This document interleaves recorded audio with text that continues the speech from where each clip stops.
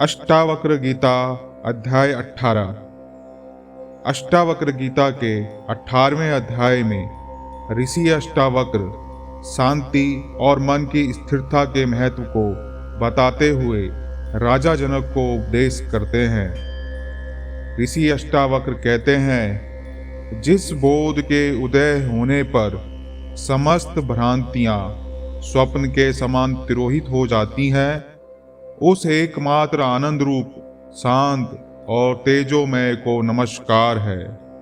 कहने का तात्पर्य है कि जब आत्मज्ञानी को बोध प्राप्त हो जाता है तो उसके सारे भ्रम इस तरह तिरोहित हो जाते हैं, जैसे कोई व्यक्ति जब नींद से जागता है तो उसका स्वप्न तिरोहित हो जाता है। ठीक इसी तरह आत्मज्ञान प्राप्त होने पर व्यक्ति के सारे भ्रम तिरोहित हो जाते हैं और उस व्यक्ति के आनंद रूप शांत और तेजोमय रूप को नमस्कार है। सारे धन कमाकर मनुष्य अतिशय भोगों को पाता है, लेकिन सबके त्याग के बिना सुखी नहीं होता। कहने का तात्पर्य है कि व्यक्ति सभी तरह के संपत्तियों को इकट्ठा कर कर अपने साम्राज्य का विस्तार करता है, लेकिन जितना व्यक्ति अपने साम्राज्य का विस्तार करता है उतना उसके जीवन में तनाव और चिंताएं जगह बनाती रहती हैं। परंतु इन सब के त्याग से ही सुख को प्राप्त किया जा सकता है, ना कि इनके संग्रह से।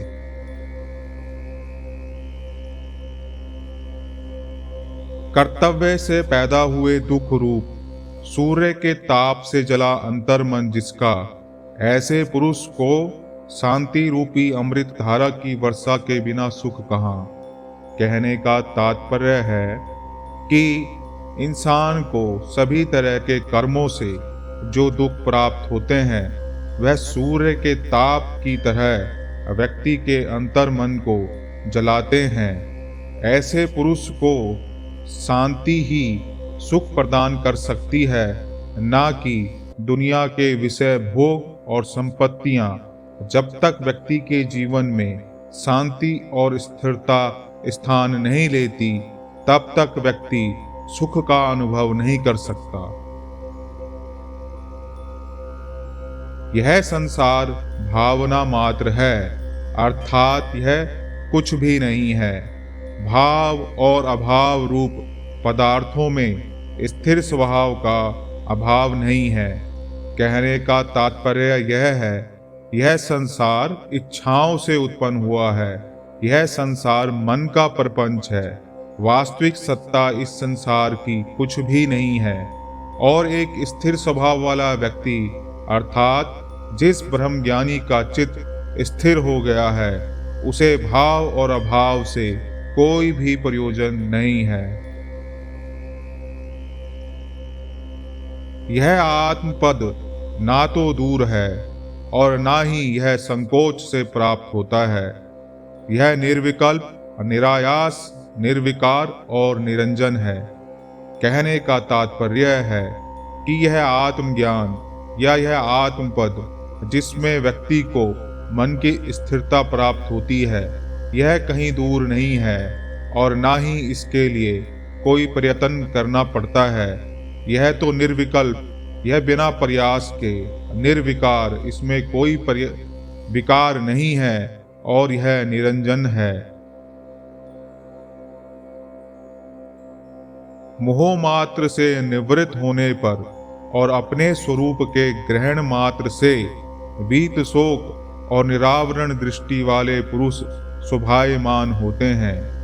कहने का तात्पर्य यह है, आत्मज्ञान प्राप्त होने पर जो व्यक्ति मोह से मुक्ति को प्राप्त कर चुका है और अपने स्वरूप में स्थित हो गया है, वह व्यक्ति शोक और हर्ष से परे जा चुका है।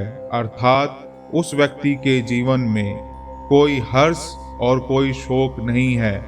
उसके लिए दुख और सुख समान हो चुके हैं। ऋषि अष्टावक्र कहते हैं कि इस तरह के जो व्यक्ति हैं वे ही इस संसार में शोभायमान हैं।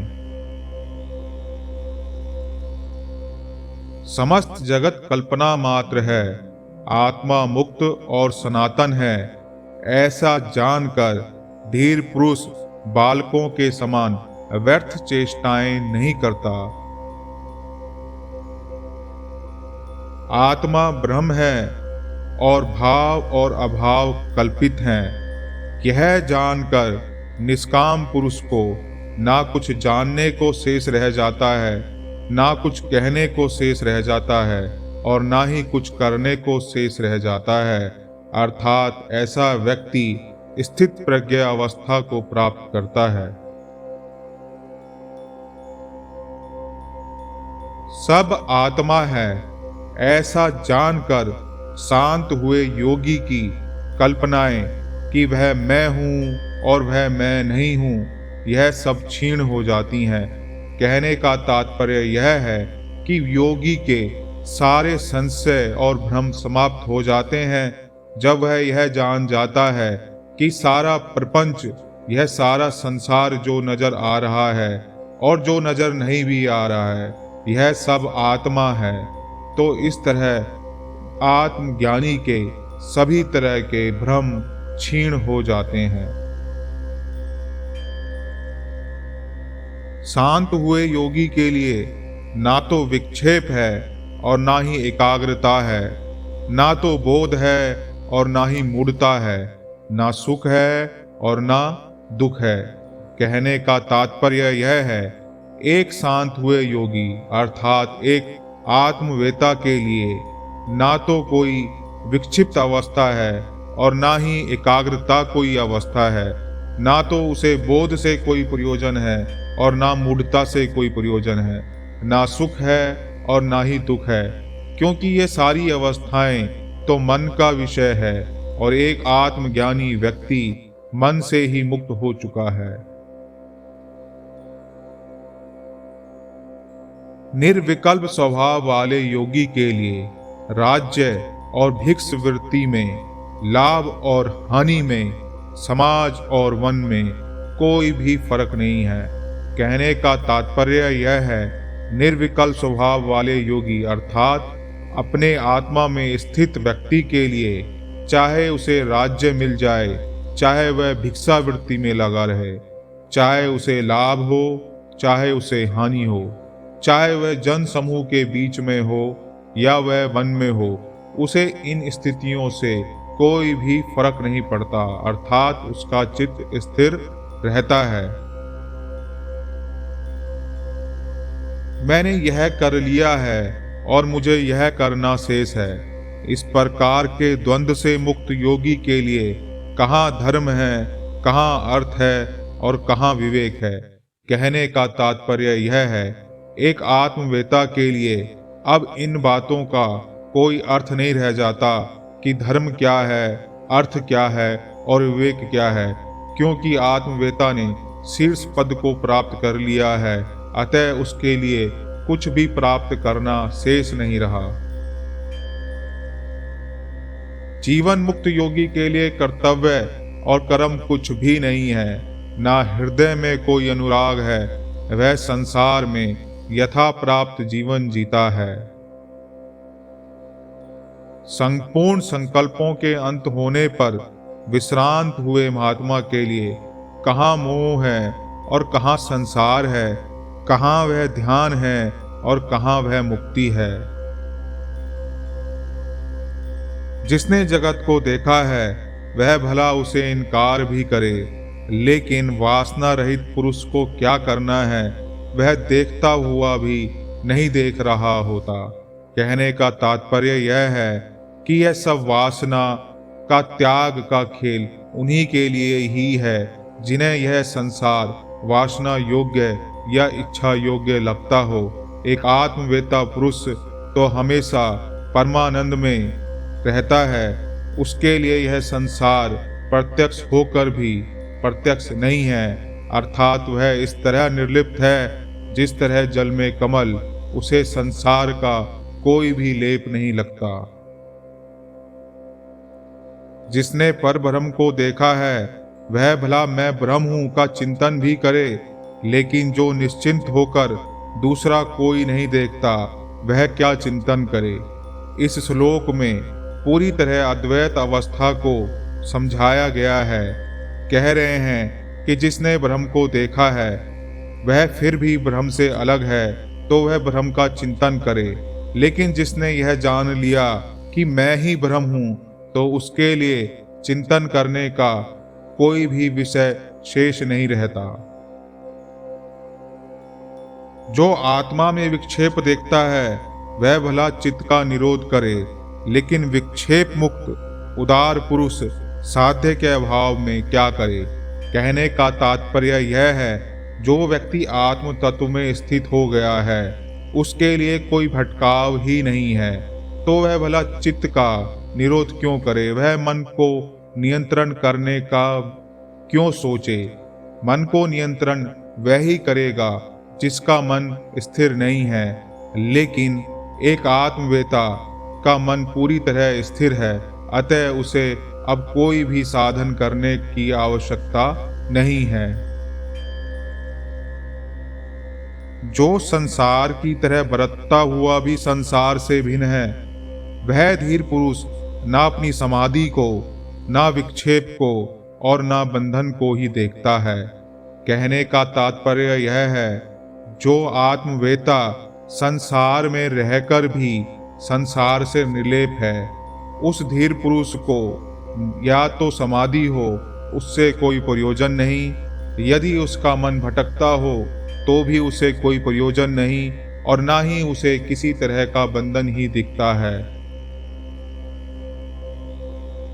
जो ज्ञानी पुरुष तृप्त है, भाव और अभाव से रहित है, वासना रहित है, वह लोक दृष्टि से कर्म करता हुआ भी कुछ नहीं करता है। धीर पुरुष प्रवृत्ति अथवा निवृत्ति में दुराग्रह नहीं रखता। वह जब कभी भी कुछ करने को आ पड़ता है उसको वह सुख पूर्वक करता है। कहने का तात्पर्य यह है कि धीर पुरुष के लिए कुछ भी इच्छा नहीं है, ना ही उसका कोई लक्ष्य है, अर्थात उसका आनंद तो कर्म को करने में है, फल की प्राप्ति में नहीं। वह जो भी कर्म करता है वह उसमें ही सुख को प्राप्त करता है, बल्कि एक साधारण व्यक्ति कर्म के फल पर ही अपनी दृष्टि रखता है। यदि फल उसके हित में होता है तो वह सुखी होता है, यदि फल उसके हित में नहीं होता तो वह दुख को प्राप्त करता है। लेकिन एक आत्मवेता तो कर्म को करने में ही आनंद को प्राप्त करता है। ज्ञानी पुरुष वासना रहित, आलंबन रहित, स्वच्छंद और बंधन रहित संसार रूपी वायु से प्रेरित होकर शुष्क पत्ते की भांति व्यवहार करता है। कहने का तात्पर्य यह है, एक ज्ञानी पुरुष को ना तो कोई वासना होती है, ना ही वह किसी पर निर्भर होता है, स्वच्छंद होता है और उसे कोई भी बंधन नहीं होता, और वह वायु से प्रेरित होकर शुष्क पत्ते की भांति व्यवहार करता है। कहने का तात्पर्य है, जिस तरह एक सूखा हुआ पत्ता वहां चलता है जहां उसे वायु ले जाती है, उसका अपना कोई भी प्रयास नहीं होता, इसी तरह एक आत्मवेता, एक ब्रह्म ज्ञानी जीवन में इस तरह विचरता है कि जीवन उसे जहां ले जाता है वह वहां चलता है, उसकी अपनी कोई इच्छा नहीं होती।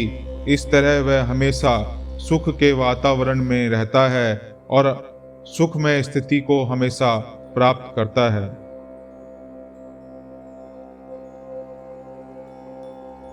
संसार मुक्त पुरुष को ना तो कभी हर्ष होता है और ना विषाद होता है, वह शांत मना सदा मुक्त होता है और वह विधेय की भांति शोभता है। कहने का तात्पर्य यह है कि संसार में जितने भी पुरुष हैं, यदि उनकी इच्छा पूर्ण होती है तो वह हर्ष को प्राप्त होते हैं, यदि उनकी इच्छा पूर्ण नहीं होती तो वह शोक को प्राप्त होते हैं। परंतु एक शांत चित्त वाला ब्रह्मवेता हमेशा शांति में रहता है, क्योंकि उसकी कोई इच्छा ही नहीं जिस वजह से उसे हर्ष या शोक हो। आत्मा में रमण करने वाले और शीतल तथा निर्मल चित्त वाले धीर पुरुष की ना कहीं त्याग की इच्छा है और ना कहीं ग्रहण करने की आशा है।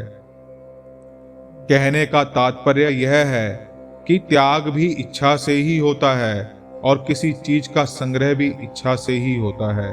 यदि कोई व्यक्ति कुछ त्याग करता है तो उसके पीछे भी कोई ना कोई उसका लक्ष्य होता है, कुछ फल प्राप्त करना होता है, आध्यात्म में नई ऊंचाइयों को छूना होता है।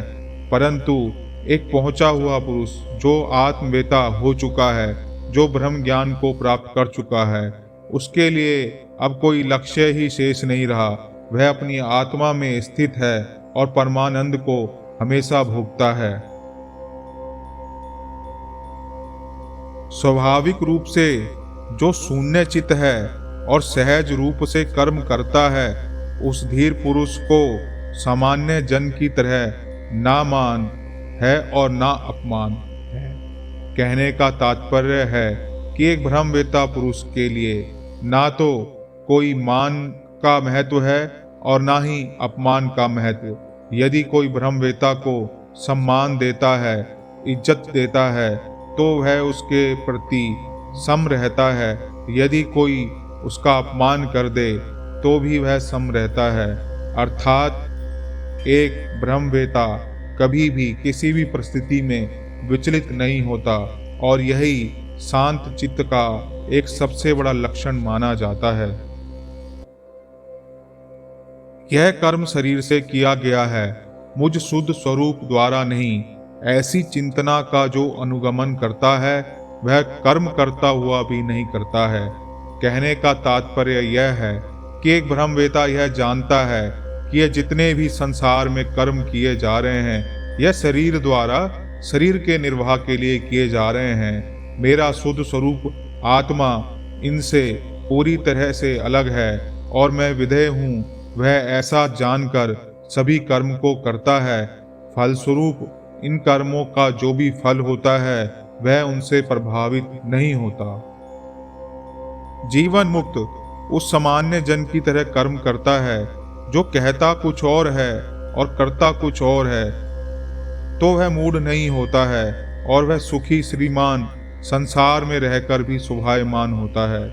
कहने का तात्पर्य यह है कि एक जीवन मुक्त व्यक्ति भी उसी तरह कर्म करता है जिस तरह संसार के अन्य लोग जो कहते कुछ और हैं और करते कुछ और हैं, परंतु वह उनकी तरह मूढ़ावस्था को प्राप्त नहीं होता। एक आत्मवेता संसार के सभी कर्मों को करता हुआ भी सुखी रहता है और वही संसार में शोभायमान होता है।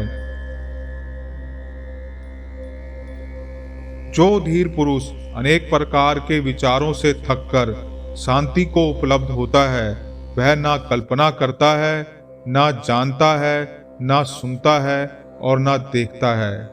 कहने का तात्पर्य यह है कि एक धीर पुरुष यह जान चुका होता है कि मन विचारों के समूह के अलावा कुछ भी नहीं है, अतः उसके सारे विचार शांत होकर उसे शांति प्रदान करते हैं। इस तरह वह ना तो कोई कल्पना करता है, क्योंकि कल्पना का जगत विचारों का जगत है। जब विचार ही नहीं होंगे तो किसी तरह की कल्पना भी नहीं होगी।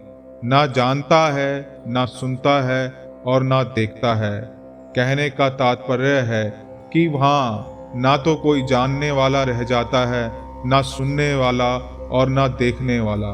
वहाँ तो सिर्फ आत्मा ही शेष रहता है जो संपूर्ण ब्रह्मांड का दृष्टा है, साक्षी है। महाशय पुरुष विक्षेप रहित और समाधि रहित होने के कारण ना तो मुमुक्षु है और ना गैर मुमुक्षु है। वह निश्चय पूर्वक संसार को कल्पित देखता हुआ ब्रह्मवत रहता है।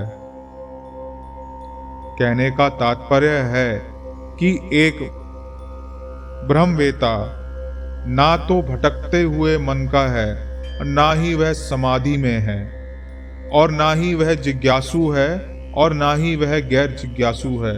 अर्थात उसके सारे ही भ्रम समाप्त हो चुके हैं। यह निश्चय पूर्वक संसार को कल्पित देखता ब्रह्मवत रहता है। वह संसार को कल्पना का एक खेल समझता है और वह भ्रमवत अवस्था में ही रहता है। जिसके अंतःकरण में अहंकार है वह कर्म नहीं करते हुए भी कर्म करता है, और अहंकार रहित धीर पुरुष कर्म करते हुए भी नहीं करता है। कहने का तात्पर्य यह है कि एक अहंकारी व्यक्ति को कर्म के सभी फलों का चिंतन रहता है, परंतु अहंकार रहित व्यक्ति को सिर्फ कर्म करना होता है। उसका ध्यान, उसका लक्ष्य कभी भी फल की तरफ नहीं होता, अतः उसे किसी भी कर्म का कोई फल भोगना भी नहीं पड़ता। महापुरुष का उद्वेग रहित, संतोष रहित, कर्तव्य रहित, स्पंद रहित, आशा रहित, संदेह रहित चित्त ही शोभायमान है। यहाँ देखिए किस तरह सभी द्वैत का उन्मूलन किया गया है। कहते हैं महापुरुष का जो चित्त है वह आवेश रहित होता है। फिर कहा शांति रहित, संतोष रहित।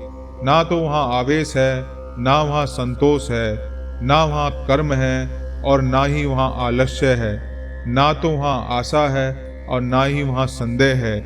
यहाँ सारे के सारे द्वंद्व समाप्त हो चुके हैं। इस शांत चित्त अवस्था को एक ब्रह्मवेता प्राप्त करता है। मुक्त पुरुष का चित्त ध्यान या चेष्टा में प्रवृत्त नहीं होता है, लेकिन यह निमित्त या हेतु के बिना ध्यान करता है और कर्म करता है।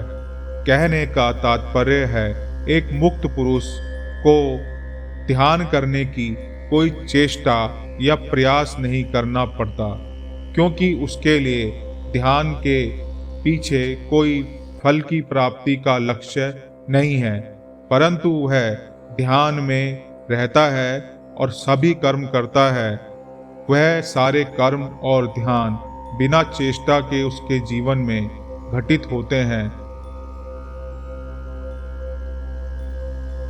मन बुद्धि यथार्थ तत्व को सुनकर मूढ़ता को ही प्राप्त होता है, लेकिन कोई ज्ञानी मूढ़वत होकर संकोच या समाधि को प्राप्त होता है। कहने का तात्पर्य है एक संसारी व्यक्ति जो होता है वह किसी भी तरह के उपदेश को सुन ले, उसके बाद भी वह अपनी इच्छाओं का ही विस्तार करता है। वह किसी भी तरह के उपदेश को अपनी इच्छाओं की पूर्ति के लिए एक साधन समझता है, परंतु एक ज्ञानी व्यक्ति दिखने में बेशक मूढ़ दिखता हो, लेकिन वह हमेशा समाधि की अवस्था में ही रहता है। अज्ञानी चित्त की एकाग्रता अथवा निरोध का बहुत अभ्यास करता है, लेकिन धीर पुरुष सोए हुए व्यक्ति की तरह अपने स्वभाव में स्थिर रहकर कुछ करने योग्य नहीं देखता है। अज्ञानी पुरुष प्रयत्न अथवा अप्रयत्न से निवृत्ति को प्राप्त नहीं होता है, जबकि ज्ञानी पुरुष केवल तत्व को निश्चय पूर्वक जानकर ही निवृत्त हो जाता है। कहने का तात्पर्य है कि अज्ञानी पुरुष सभी प्रकार के प्रयत्नों से या प्रयत्नों के त्याग से मुक्ति को प्राप्त नहीं कर पाता, जबकि ज्ञानी पुरुष केवल तत्व को जानने से ही मुक्त हो जाता है। इस संसार में अभ्यास परायण पुरुष उस आत्मा को नहीं जान पाते जो शुद्ध बुद्ध, प्रिय, प्रपंच रहित और दुख रहित है। कहने का तात्पर्य है कि संसार के सभी तरह के अभ्यासों से या सभी तरह के कर्मों से परमात्मा को या आत्मा को जानना संभव नहीं है। अज्ञानी पुरुष अभ्यास रूपी कर्म से मोक्ष को प्राप्त नहीं कर पाता, जबकि क्रिया रहित ज्ञानी पुरुष केवल ज्ञान के द्वारा मुक्त और स्थिर होता है।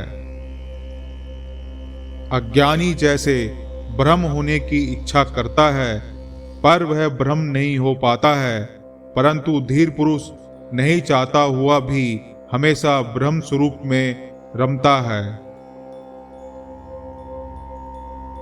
इस आधार रहित दुराग्रह युक्त संसार का पोषक अज्ञानी पुरुष ही है।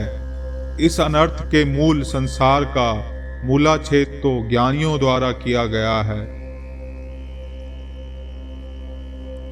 अज्ञानी शांत होने की इच्छा तो करता है, परंतु वह शांति को प्राप्त नहीं कर पाता। एक धीर पुरुष तत्व को जानकर सदैव शांत रहता है।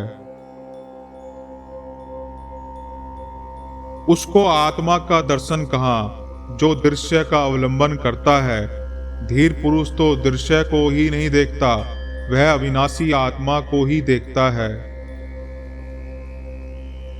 जो हठ पूर्वक चित्त का निरोध करता है, उस अज्ञानी को कहाँ चित्त का निरोध है। स्वयं में रमण करने वाले धीर पुरुष के लिए यह चित्त का निरोध स्वाभाविक है। यहाँ कहने का तात्पर्य है कि जब कोई अज्ञानी या संसारिक व्यक्ति मन को नियंत्रण करने का प्रयास करता है, तो वह मन को नियंत्रित नहीं कर पाता, क्योंकि मन को नियंत्रण करने का जो इच्छा उत्पन्न हो रही है, वह भी मन से ही उत्पन्न हो रही है, और मन को नियंत्रण करने का कार्य भी मन का ही विस्तार है। परंतु एक ज्ञानी व्यक्ति इस बात को समझकर शांत अवस्था को प्राप्त करता है। कोई भाव को मानने वाला है और कोई कुछ भी नहीं है, ऐसा मानने वाला है। वैसे ही कोई दोनों को मानने वाला है, और जो दोनों ही अवस्थाओं को नहीं मानता है, वही ज्ञानी स्वस्थ चित्त व्यक्ति है। कुबुद्धि पुरुष शुद्ध अद्वैत आत्मा की इच्छा तो करता है, लेकिन मोहवश उसे जान नहीं पाता, इसलिए जीवन भर सुख से वंचित रहते हैं। यहाँ कहने का तात्पर्य है कि एक संसारिक पुरुष आत्मा को जानना तो चाहता है, परंतु मोह से छुटकारा ना प्राप्त कर वह जीवन भर दुखों में ही विचरता रहता है। अर्थात आत्मा को जानने के लिए सर्वप्रथम इच्छा मुक्त और मोह मुक्त होना अनिवार्य है। मुमुक्षु पुरुष की बुद्धि आलंबन के बिना नहीं रहती, और मुक्त पुरुष की बुद्धि सदा निष्काम और निरालंब रहती है। विषय रूपी बाग को देखकर भयभीत हुआ मनुष्य शरण की खोज में शीघ्र ही चित्त के निरोध और एकाग्रता की सिद्धि के लिए पहाड़ की गुफा में प्रवेश करता है। वासना रहित पुरुष सिंह को देखकर विषय रूपी हाथी चुपचाप भाग जाते हैं, या वे असमर्थ होकर चाटुकार की तरह उसकी सेवा करने लगते हैं। शंका रहित और मुक्त मन वाला पुरुष मुक्तिकारी योग को आग्रह के साथ नहीं ग्रहण करता, लेकिन वह देखता हुआ, सुनता हुआ, स्पर्श करता हुआ, सूंघता हुआ, खाता हुआ सुखपूर्वक रहता है। कहने का तात्पर्य है कि एक ज्ञानी पुरुष बेशक बाहरी रूप से कोई योग आसन ध्यान करता हुआ ना दिखाई दे, फिर भी वह सुखपूर्वक अवस्था में बना रहता है। धीर पुरुष जब कुछ शुभ या अशुभ करता है तो उसे सहजता के साथ करता है, क्योंकि उसका व्यवहार बालकों के जैसा ही होता है। कहने का तात्पर्य है कि एक आत्मवेता जो कुछ भी करता है उसे बड़े सहज भाव से और निष्कपट रूप से करता है। जिस तरह एक बालक किसी भी कार्य को निष्कपट रूप से करता है, ठीक उसी तरह ज्ञानी के सारे कार्यकलाप निष्कपट होते हैं। धीर पुरुष स्वतंत्रता से सुख को प्राप्त होता है, स्वतंत्रता से परम को प्राप्त करता है, और स्वतंत्रता से नित्य सुख को प्राप्त होता है, और स्वतंत्रता से ही परम पद को प्राप्त होता है। अर्थात एक धीर पुरुष का हर कार्य मुक्त अवस्था को प्रदर्शित करता है। जब मनुष्य अपनी आत्मा के अकर्तापन और अभोक्तापन को जानता है, तब उसकी संपूर्ण चित्त वृत्तियों का नाश हो जाता है।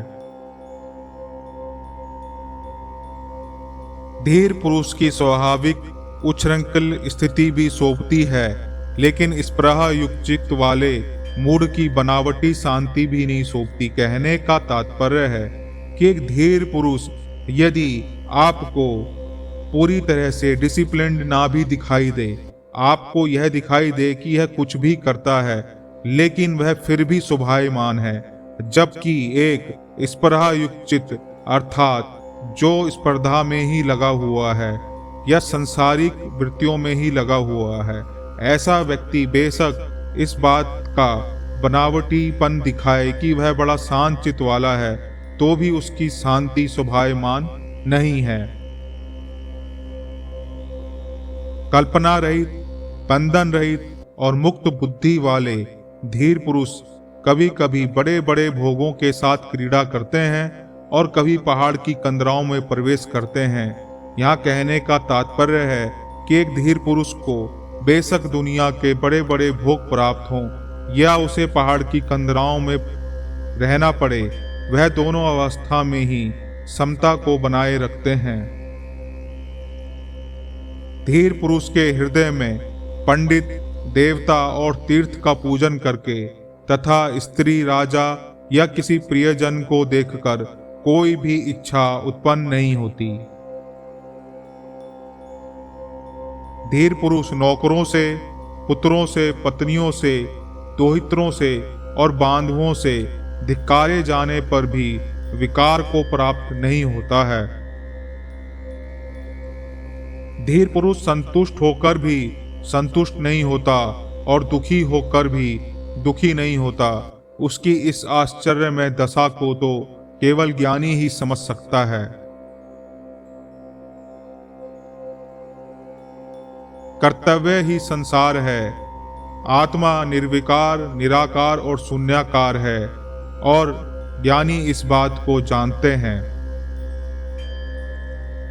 अज्ञानी कर्मों को नहीं करता हुआ भी सर्वत्र विक्षोभ के कारण व्याकुल रहता है और ज्ञानी सब कर्मों को करता हुआ भी शांत चित्त वाला ही होता है। यहाँ कहने का तात्पर्य है, एक अज्ञानी व्यक्ति बेशक कुछ भी ना करे तो भी उसका मन अशांत ही रहता है, जबकि एक ज्ञानी किसी भी स्थिति में रहे उसका चित्त हमेशा शांत रहता है। शांत बुद्धि वाला ज्ञानी व्यवहार में भी सुखपूर्वक बैठता है, सुखपूर्वक आता है, सुखपूर्वक जाता है, सुखपूर्वक बोलता है और सुखपूर्वक भोजन करता है। कहने का तात्पर्य है, एक ज्ञानी व्यक्ति हर क्षण सुखपूर्वक अवस्था में रहता है। उसके सारे क्रियाकलाप सुखपूर्ण अवस्था को ही प्रदर्शित करते हैं। जो ज्ञानी स्वभाव से व्यवहार में भी सामान्य जन की तरह व्यवहार नहीं करता और महासरोवर की तरह क्लेश रहित है, वही शोभायमान है। मूर्ख मनुष्य की निवृत्ति भी प्रवृत्ति रूप हो जाती है, किंतु धीर पुरुष की प्रवृत्ति भी निवृत्ति के समान फल देती है। मूढ़ पुरुष का वैराग्य परिग्रह से देखा जाता है, लेकिन देह में गलित हो गई है जिसकी इच्छाएं, ऐसा ज्ञानी शोभायमान है और ऐसे ज्ञानी को ना तो कोई राग है और ना ही कोई वैराग्य है।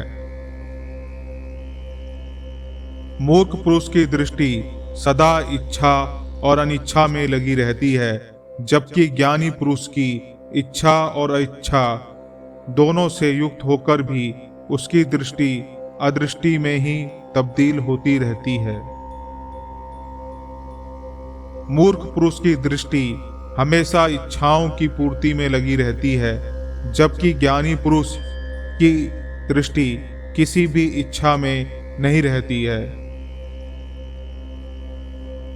जो मुनि बालक के समान व्यवहार करता है और इच्छाओं से रहित होकर सभी कर्मों को करता है, वह किसी भी कर्म में लिप्त नहीं होता है।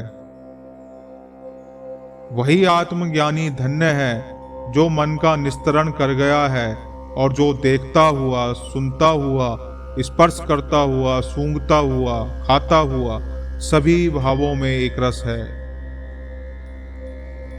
सदैव आकाश के समान निर्विकल्प ज्ञानी को संसार कहाँ है, कहाँ आभास है, कहाँ साध्य है और कहाँ साधन है। वही सन्यासी जय को प्राप्त होता है जो पूर्णानंद स्वरूप है तथा जिसकी समाधि अविच्छिन्न रूप से विद्यमान रहती है। यहाँ बहुत कहने से क्या प्रयोजन है। तत्वज्ञानी महाशय भोग और मोक्ष दोनों में निराकांक्षी है, सदा और सर्वत्र राग रहित रहता है। यहाँ बहुत कहने से क्या प्रयोजन है। तत्वज्ञानी भोग और मोक्ष दोनों में ही निराकांक्षी, सदा और सर्वत्र राग रहित रहता है। कहने का तात्पर्य है कि एक ज्ञानी मोक्ष हो या भोग हो, उसे दोनों में से किसी की भी इच्छा नहीं रहती, वह हमेशा इच्छा रहित रहता है। महतत्व आदि जो द्वैत जगत है वह नाम मात्र को ही भिन्न है। उसका त्याग कर देने के बाद शुद्ध बोध वाले का कौन सा कार्य शेष रह जाता है। यह समस्त भ्रम रूप जगत परपंच कुछ नहीं है, ऐसा जानकर आत्मा के स्फुरन वाला शुद्ध पुरुष स्वभाव से ही शांत हो जाता है। दृश्य भाव को नहीं देखते हुए शुद्ध आत्मा का अनुभव करने वाले ज्ञानी को विधि कहाँ है, कहाँ वैराग्य है, कहाँ त्याग है और कहाँ शांति है। और अनंत रूपों में स्फुरित माया को नहीं देखते हुए ज्ञानी को कहाँ बंधन है, कहाँ मोक्ष है, कहाँ हर्ष है और कहाँ शोक है। बुद्धि पर्यंत संसार में जहाँ माया ही माया भासती है, वहाँ ममता रहित, अहंकार रहित और कामना रहित ज्ञानी ही शोभता है। अविनाशी और संताप रहित आत्मा को देखने वाले मुनि को कहाँ विद्या है, कहाँ अविद्या है, कहाँ देह है, कहाँ अहंकार है और कहाँ ममता है। यदि जड़ बुद्धि मनुष्य निरोधादि कर्मों को छोड़ता भी है तो वह तत्क्षण मनोरथों और प्रलापों को पूरा करने में प्रवृत्त हो जाता है। मन बुद्धि उस तत्व को सुनकर भी मूढ़ता को नहीं छोड़ते, वह बाह्य प्रयत्न में निर्विकल्प होकर मन में विषयों की लालसा वाला होता है। मंद बुद्धि उस तत्व को सुनकर भी मूढ़ता को नहीं छोड़ता, वह हमेशा विषयों की लालसा वाला होता है। जिसके कर्म ज्ञान से नष्ट हो गए हैं, ऐसा ज्ञानी कर्म करने वाला भी है, लेकिन वह कुछ ना कुछ करने का अवसर पाता है, ना कहने का अवसर पाता है। सर्वदा निर्भय और निर्विकार धीर पुरुष को कहाँ अंधकार है, कहाँ प्रकाश है, कहाँ त्याग है, उसके लिए कहीं भी कुछ नहीं है। अनिर्वचनीय स्वभाव वाले स्वभाव रहित योगी को कहाँ धीरता है, कहाँ विवेकता है और कहाँ निर्भयता है। योगी को ना स्वर्ग है, ना नरक है, ना जीवन मुक्ति ही है। इसमें बहुत कहने से क्या प्रयोजन है, योग की दृष्टि से कहीं भी कुछ नहीं है। धीर पुरुष का चित्त अमृत से पूरित हुआ शीतल है, इसलिए ना वह लाभ के लिए प्रार्थना करता है और ना ही कभी हानि की चिंता करता है। निष्काम पुरुष तो शांत पुरुष की ना प्रशंसा करता है, ना दुष्ट को देखकर उसकी निंदा करता है। वह सुख दुख को समान समझता हुआ तृप्त है, उसे कुछ भी करने को शेष नहीं है। धीर पुरुष न संसार के प्रति द्वेष रखता है, ना आत्मा को जानने की इच्छा करता है। हर्ष और शोक से मुक्त वह ना मरे हुए जैसा है और ना जीवित जैसा है। पुत्र स्त्री आदि के प्रति स्नेह ना रखता हुआ और विषयों में कामना रहित हुआ, अपने शरीर की भी चिंता नहीं करता हुआ ज्ञानी पुरुष सभी आशाओं से मुक्त शोभा देता है। यथा पर्याय से जीविका चलाने वाला, देशों में स्वच्छंदता से विचरण करने वाला, जहाँ सूर्यास्त हो वहाँ शयन करने वाला धीर पुरुष सर्वत्र संतुष्ट है। कहने का तात्पर्य है, जो भी अवसर प्राप्त हो उस अवसर से जीविका चलाने वाला, सभी तरह सभी जगह मुक्त होकर विचरण करने वाला, जहाँ सूर्यास्त हो जाए वहीं सो जाने वाला धीर पुरुष ही सभी जगह संतुष्ट है। जो निज स्वभाव रूपी भूमि में विश्राम करता है और जिसे संसार विस्मृत हो गया है, उस महात्मा को इस बात की चिंता ही नहीं कि यह देह रहे या यह जाए। अकिंचन स्वच्छंद विचरण करने वाला, द्वंद्व रहित, संशय रहित, आसक्ति रहित और अकेला बुद्ध पुरुष ही सब भावों में रमण करता है। जो ममता रहित है उसके लिए मिट्टी, पत्थर और सोना समान है। जिसके हृदय से सारी इच्छाएं छूट गई हैं और जिसका रज तम धुल गया है, वह धीर पुरुष ही शोभायमान है। जो सर्वत्र व्यवधान से मुक्त उदासीन है और जिसके हृदय में कुछ भी इच्छा नहीं है, ऐसे तृप्त हुए मुक्तात्मा की तुलना किसी के साथ नहीं हो सकती। वासना रहित पुरुष के अतिरिक्त दूसरा कौन है जो जानता हुआ भी नहीं जानता, देखता हुआ भी नहीं देखता और बोलता हुआ भी नहीं बोलता है। जिसकी सब भावों में शोभन अशोभन बुद्धि गलित हो गई है और जो निष्काम है वही शोभायमान है, चाहे वह भिखारी हो या वह राजा हो।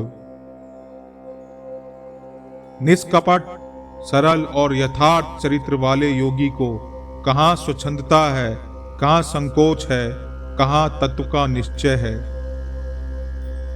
आत्मा में विश्राम कर तृप्त हुए आशा रहित और शोक रहित ज्ञानी के अंतःकरण में जो अनुभव होता है, उसे कैसे किसी को कहा जाए। जो सोया हुआ भी सोया हुआ नहीं है और ना स्वप्न में सोया हुआ है, ना जागृत में जागा हुआ है, वही धीर पुरुष क्षण क्षण तृप्त है। ज्ञानी चिंता युक्त भी चिंता रहित है, इंद्रियों सहित भी इंद्रियों रहित है, बुद्धि सहित भी बुद्धि रहित है तथा अहंकार युक्त भी अहंकार रहित है। ज्ञानी ना सुखी है, ना दुखी है, ना विरक्त है, ना संगयुक्त है, ना मुमुक्षु है, ना मुक्त है, ना किंचन है और ना ही अकिंचन है। धन्य पुरुष विक्षेप में विक्षिप्त नहीं है, समाधि में भी समाधि वाला नहीं है, जड़ता में भी जड़ नहीं है, पांडित्य में भी पंडित नहीं है। मुक्त पुरुष सब स्थितियों में स्वस्थ है, किए हुए और करने योग्य कर्म में तृप्त है, सर्वत्र समान है, तृष्णा के अभाव में किए और अनकिए कर्म को स्मरण नहीं करता है। महापुरुष ना स्तुति किए जाने पर प्रसन्न होता है, ना निंदित होने पर क्रुद्ध होता है, ना मृत्यु में उद्विग्न होता है और ना जीवन में हर्षित होता है। शांत बुद्धि वाला पुरुष ना लोगों से भरे नगर की ओर भागता है और ना ही वन की ओर भागता है। वह सभी स्थितियों में और सभी स्थान में समभाव से रहता है। यहाँ अध्याय 18 समाप्त हुआ। धन्यवाद।